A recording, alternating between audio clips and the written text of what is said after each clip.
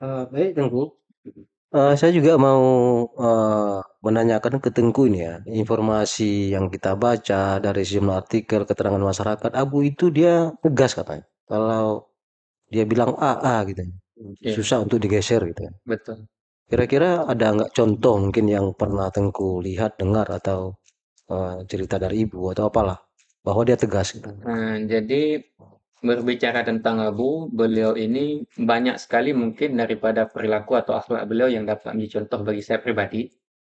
Dan mungkin yang pada umumnya yang masih teringat, yang diceritakan oleh orang-orang tua ataupun abang-abang kami, bahwa Abu dulu pernah beliau ini dihadiahkan tanah Tanah, tanah oh, oleh pemerintah. Jadi dulu sebelum itu pemerintah ada menjak kepada Abu tentang sesuatu, tetapi tanpa dalil yang benar. Sehingga Abu menjelaskan, nah itu bisa kita lihat nanti di foto, ya kan?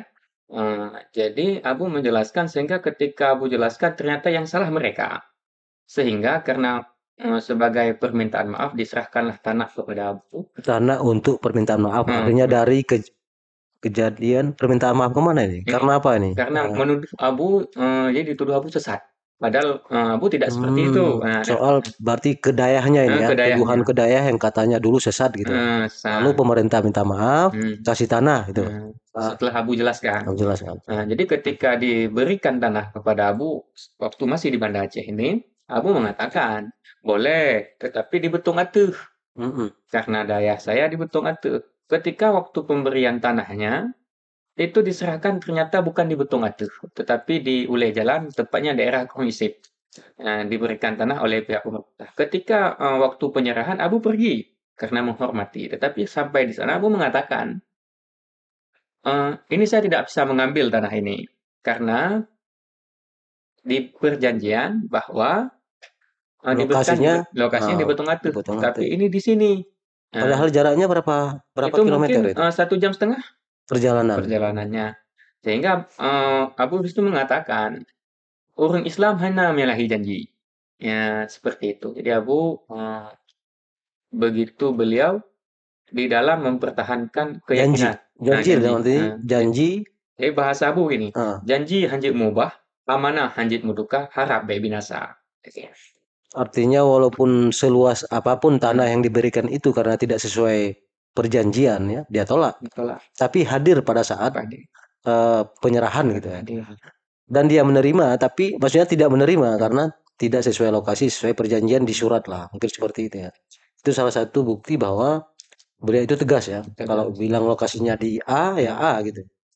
Nah itu. Kemudian ada lagi salah satu, saya lihat di beberapa visual atau gambar ya, Tengku Bantakia almarhum. Dia kemana-mana itu bawa rencong gitu. Iya, Khas Acehnya itu. iya. Artinya dia sangat mencintai budayanya itu ya. Jadi Itu memang seperti itu ya yang Tengku lihat. ya, Abu ini beliau ini memang ketika ada hadir-hadir acara beliau menampakkan keacehannya karena beliau ingin orang tahu identitas Aceh. Nah, seperti itu. Jadi beliau ini ingin menampakkan keacehan beliau yaitu dengan membawa rencong ataupun pakaian Aceh yang beliau pakai. Nah, jadi tujuannya adalah begitu bangganya beliau dengan keacehan karena menurut yang disampaikan Aceh dulu sudah tentu Islam, tapi Islam belum tentu Aceh. Kenapa bisa seperti itu? Karena Aceh dulu itu kehidupannya hukum hakam di dalam Kesultanan Aceh memang berdasarkan Al-Quran dan Hadis. Itu. Mhm. Ini maaf Tengku ya, karena di beberapa artikel juga menulis kalau Tengku itu disebut kataku difabel ya. Tapi saya tidak melihat sosok difabel di diri almarhum ya. Kira-kira gimana yang Tengku lihat Hmm, ya sebagai anak kandung? jadi kalau dibilang difabel mungkin itu sangat salah.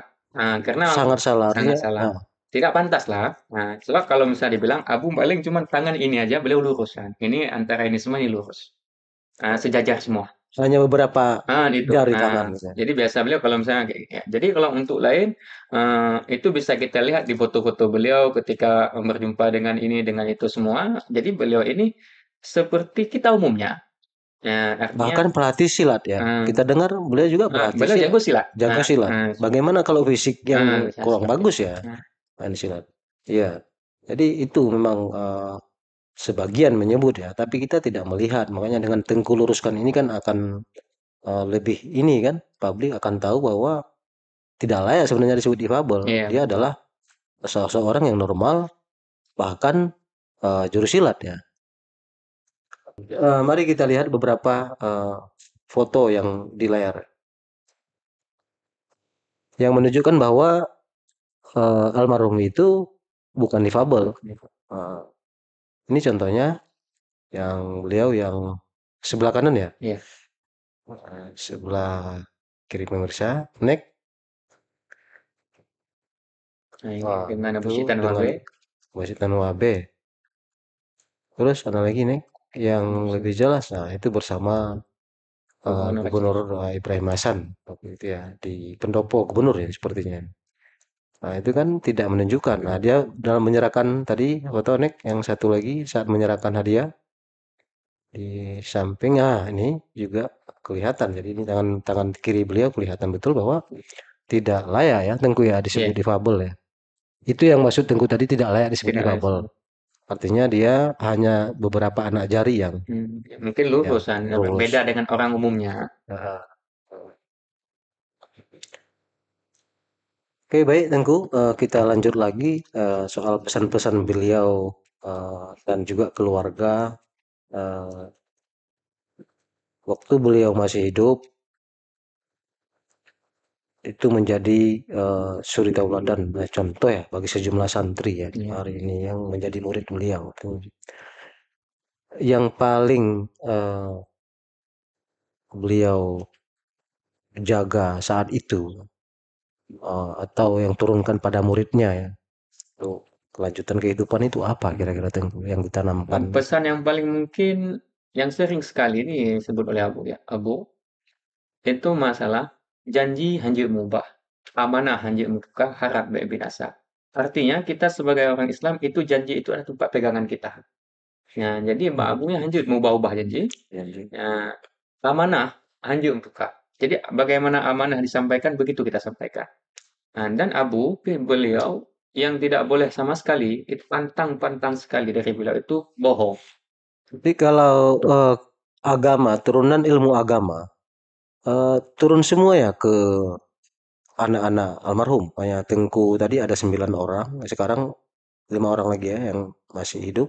Itu agama turun semua ya ke semua Tengku di bawahnya, Tengku Malik. Kalau kita bilang turun bukan turun ya, tapi Maksudnya memang mengamalkan ya, mengamalkan. mengamalkan. Nah, coba begini, memang keluarga Abu dari pihak ibu beliau dan ayah beliau itu daripada keturunan ulama. Jadi Abu ini beliau punya ibu beliau ini punya ayah, namanya itu Tengku Muhammad Asyik. Nah, atau nama lain yang dikenal di Betung Ate itu adalah Tengku Kalialu, seorang ulama sufi pada masa itu di Betung Ate. Dan ayah beliau itu Tengku Hukum. Tengku Hukum ini murid daripada Tengku Abdul Karim atau Tengku Kuda, seorang ulama sufi daerah Nagan Raya. Nah, jadi boleh dikatakan keluarga Abu ini memang keluarga daripada keluarga ulama seperti itu. Itu kan ulama itu kan yang mungkin kemudian anak-anak dari almarhum juga mengikuti itu ya. Tapi soal keahlian beliau silat itu mungkin ke Ada, Tengku juga ada ya. ada. Tengku Malik jangan-jangan juga ahli silat ini. Mungkin. Nasiki bisa. Nah, Nah, eh, jadi kan dari artinya biasanya itu kan ada pepatah ya, buah jatuh ya tidak jauh dari batangnya katanya. hmm, Tapi ada juga sih yang jatuh ke agak jauh mungkin hmm, kan, agak sungai. ya, agak ke sungai mungkin.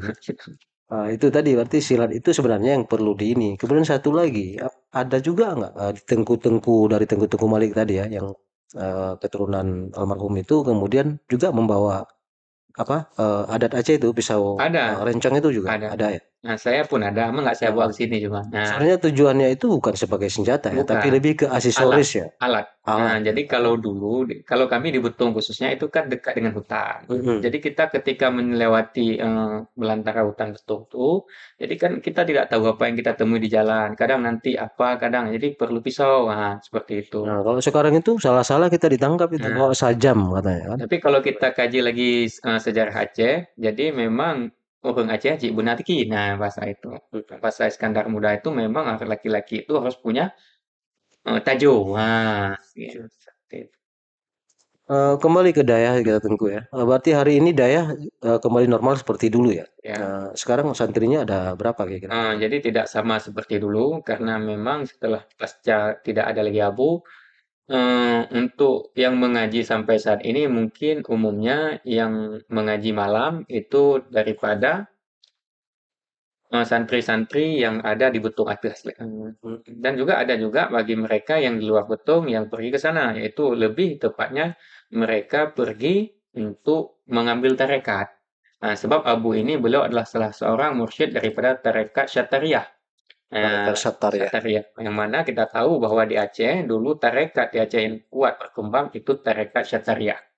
Nah, seperti itu. Jadi banyak yang pergi ke tempat Abu itu umumnya sampai sekarang itu mereka yang ingin mengambil tarekat, yaitu yang tujuannya untuk membersihkan hati supaya dapat kembali kepada Allah dengan hati yang selamat. Seperti itu. Setelah kejadian 25 tahun lalu itu, santri itu santri namanya ya, yang mengaji ke sana santri atau Santri, jamaah gitu ya? santri, Santri ya. Ada was-was nggak? Masih ada was-was nggak seperti karena kejadian 25 tahun silam kira-kira di santri? Kalau santri tidak, mungkin orang lain kan, tapi santri tidak. Tidak ya. Tidak. Kemudian Tengku, ini kita kembali ke peristiwa 25 tahun silam dari sisi keluarga ya. Artinya TNI, Polri, pejabat negara kerap datang ke situ. Tapi kalau Tengku sampaikan tadi, satu yang belum mereka ucapkan Dari pemerintah. dari pemerintah adalah kata maaf Hmm. atas peristiwa yang menewaskan Tengku Bantakia dan Murid-murid. sejumlah murid-muridnya. Nah, dari keluarga sendiri, terus menantilah ya, mungkin itu, minta maaf artinya 25 tahun, apa yang didapat dari pemerintah? Selain mereka datang keluar masuk ke sana, datang lalu pulang, apa kira-kira yang Hmm, diapakan sama keluarga ya untuk mungkin kalau saya keluarga? pribadi sampai hari ini setelah pasca tidak ada lagi abu, tidak ada ya. Ya, artinya tidak ada yang mana bantuan daripada pemerintah ke Betung, khususnya ke tempat kita. Yang misalnya seperti bangunan dan sebagainya. Belum saya lihat sampai hari ini. Kami pun membangun daripada makam Abu beserta murid-murid beliau itu swadaya. Ya, kami dengan santri-santri dan juga daripada keluarga korban. Ada nggak sebuah tugu atau tanda kenangan di mana Abu jatuh pada saat itu di lokasi daerah itu? Ada, jadi itu Hmm. tepatnya pada ditulis pamflet nama daerah.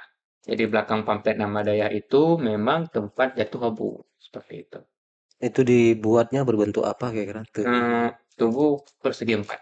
Persegi empat. Ya. Dan setiap peringatan tahun ya, kalau kauri tahun ya kalau bahasa Aceh, Haul. haul ya, haul itu dari awal ya selalu diperingati di situ di tempat batu tadi Enggak, kalau untuk kita pernah lebih kepada ke balainya saja di Bali aja. di Di makam balainya. beliau. Kemudian di situ dengan pengajian-pengajian. Tengku setiap haul itu Tengku Malik sendiri selalu hadir ya di lokasi ya. Iya. Seperti yang mulai itu dimulai sejak tahun berapa untuk haulnya ini? Mungkin yang sadar saya, seingat saya, mungkin setelah tsunami itu sudah rutin. Karena kami pada waktu itu setelah tsunami baru kembali ke Betul. Karena setelah kejadian Abu, kami ada sebagian abang-abang itu di Melabo, kalau kami di Banda Aceh. Jadi mungkin 4 tahun kosong lah di Betung itu. Jadi setelah kami balik, barulah kita memperingati Haulda sampai hari ini masih kita peringati. Ini sudah ke yang 25 ini kapan rencananya? Ini 20, udah sudah Hmm. atau setiap tanggal 23 Juli untuk bulan kalender. Kalau Masehinya, kalau Hijriahnya itu kapan? Jadi biasanya kita Meninggal. memperingati Haul Abu itu pas waktu bulan Hijrah kita melihatnya. Hijrah. Karena pada Yaitu, saat kejadian itu, jadi ya, pas kalau ketika hijrah 10 Rabiul Akhir. Rabiul Akhir. Kalau kesedihan tadi ini yang saya sampaikan tadi, dengan kata maaf itu sebenarnya termaafkan nggak kemudian dari peristiwa yang begitu dahsyat gitu ya, Hmm. yang tadi Tengku lihat saksikan langsung ya. Kemudian tadi disebutkan belum ada kata maaf. Kalau dari keluarga bagaimana ya? Mmm, Begini, bukan belum ada kata maaf, artinya belum ada permohonan maaf dari Permohonan mereka. maaf dari mereka. Nah, Artinya dengan permohonan maaf dari mereka itu kami dengan insyaallah, kejadian dahsyat yang begitu menyedihkan, bagaimana adik kena peluru yang masih kecil yang umur 5 tahun, kemudian orang tua dibunuh begitu sadis di depan mata gitu. Tapi dari keluarga dengan permintaan maaf dari pemerintah itu sebenarnya bisa menghilangkan semua persoalan. ya sedikit banyaknya ya insyaallah bisalah kita handle. Jadi mereka ada penyesalan. Walaupun secara hukum juga harus ditegakkan, ya kan? Seperti itu. Baik itu kalau kita bicara hukum Islam, itu misalnya kita membunuh, apalagi pembunuhan yang berencana, itu kan hukumnya kisas kan seperti Bisa. itu. Ya, tapi ada juga bagi kita kalau sanggup memaafkan ya. Tapi kami, hai saya pribadi, eh, memaafkan kalau mereka memang iya menyesali dengan apa yang telah mereka lakukan, kenapa kita tidak memaafkan kan seperti itu. Nah, tetapi ini pribadi saya, tapi kalau misalnya daripada keluarga korban-korban lain apa kan itu juga hak bagi mereka untuk memohon maaf. Mungkin mereka hari ini selamat daripada, hukuman manusia, tapi insya Allah mereka akan melihat daripada hukuman Allah. Artinya kalau ada permintaan maaf, permohonan maaf, kita maafkan tapi melupakan tidak. Nah, tidak itu sudah pasti. Memaafkan dia, melupakan tidak. Memaafkan kalau dimohon maaf. Bahkan seperti itu. Ya, sebagai manusia ya, Ya. ketika ada orang yang minta maaf ya kita maafkan gitu ya. Tapi melupakan tidak. Atau ada nggak maunya rasa walaupun memaafkan tapi tersirat masih ya. Seperti ya kita bilang kata kasarnya dendam lah ya. Nah, Nah, jadi kami diajarkan karena oleh Abu dan juga ayah kita memahami sedikit banyaknya ketika kita baca sejarah. Seperti yang saya sebutkan tadi, bahwa semakin tinggi makam seseorang di sisi Allah, maka semakin besar ujiannya. Dan tidak selamanya mereka yang ditembak ataupun dianiaya itu mereka orang jahat, tidak. Kita membaca tentang Sayyidina Husain, yaitu cucu Nabi Muhammad yang meninggal di Karbala, ataupun Sayyidina Umar yang ditusuk ketika beliau sedang sujud, atau Sayyidina Ali. Nah, jadi mereka ini orang yang dekat dengan Allah, tetapi ketika beliau meninggal dengan jalan dianiaya. Jadi bagi kami, dendam tidak. Mungkin ini jalan terbaik yang Allah berikan untuk meningkatkan makam-makam mereka. dan itu orang-orang terdekatnya ya. Orang-orang terdekat mereka tadi para sahabat-sahabat tadi yang Ya meninggal ini orang ya. Islam sendiri gitu. Ada Yang juga yang orang kafir, ada juga. ada orang kafir ya.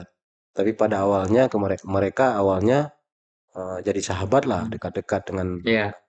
apa kira-kira kalau almarhum Teguh Batakia juga orang dekat sebenarnya yang Nah, itu kita nggak tahu kalau hmm, masalah itu. Tapi yang paling penting, kalau dendam, insya Allah kami tidak dendam. Ya, kenapa? Dikarenakan agama kita mengajarkan seperti itu. Apabila mereka berbuat salah kepada kita, kita tidak dianjurkan untuk berbuat salah kepada mereka. Ya, seperti itu. kalau umpamanya kemudian terakhir ada permintaan dari anggota keluarga masuk TNI Polri, ada nggak itu dari Kalau teman-teman sama ini? saya pribadi belum. Di Nah, abang-abang kakak lain mungkin ada. kemungkinan besar pun belum. Belum ya. Tapi kalaupun itu ada permintaan itu umpamanya dari keluarga bagaimana itu? Kalau saya pribadi, insya Allah kita maafkan. Oke. Tetapi mereka harus menjelaskan secara publik. Nah, seperti itu.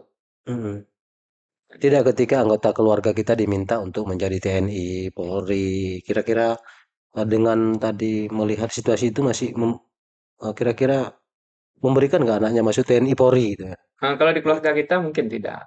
Bukan karena tidak mau kami, sebab latar belakangnya kita itu umumnya adalah orang yang mengaji seperti itu. Orang yang mengaji ya. Kalaupun mungkin sebagai juga kata maaf tadi ya, permohonan maaf, kemudian meminta anggota keluarga untuk Polri jadi TNI, dimudahkan pengurusannya. Hmm. Itu dari keluarga Tengku juga belum ini ya, belum dan belum pernah ada tawaran itu. Baik, Tengku Male, ini kan peristiwa 25 tahun silam untuk keluarga Tengku Malik sendiri, yaitu meninggalnya Abu dan sejumlah santrinya.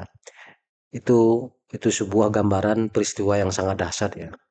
Kira-kira ada nggak pesan Tengku ya kepada pemerintah Indonesia secara umumnya agar kekerasan itu tidak terjadi terulang kembali seperti kejadian yang serupa Ya, kepada Tengku. kita mengharapkan kepada pemerintah khususnya Kayak untuk Oh, kami Aceh ya, kita umumkan untuk Aceh, Aceh mmm, khususnya Aceh khususnya ini dan Indonesia umum. umumnya, agar kiranya hal-hal seperti itu tidak terjadi lagi. Kenapa? Karena kita semua tahu bahwa kekerasan itu bukanlah solusi. Ya, tapi cobalah kita membuat hubungan yang baik. Apabila ada yang tidak sepahaman, kita cari solusinya yang terbaik. Tapi jangan sampai ada tumpah darah. Kenapa? Karena mungkin ini untuk kebahagiaan kita sesaat. Karena setelah itu kita pun meninggal, dan kita akan mempertanggungjawabkan siap atau tidak siap. Dan juga saya harapkan, ini kita pun mau menuju pilkada di depan ini, berbeda pilihan tidak masalah. Yang paling penting dia yang berbeda pendapat denganmu itu bukan musuhmu, tetapi itu hanya orang lain yang berbeda pendapat denganmu. Mungkin itu saja. Baik, terima kasih Tengku Malik telah hadir ke studio Nahaba. Semoga nanti kalau kami undang di lain waktu akan hadir kembali dengan tema yang berbeda. Insya Allah. Terima kasih, Ya. Tengku. Assalamualaikum. Wassalam.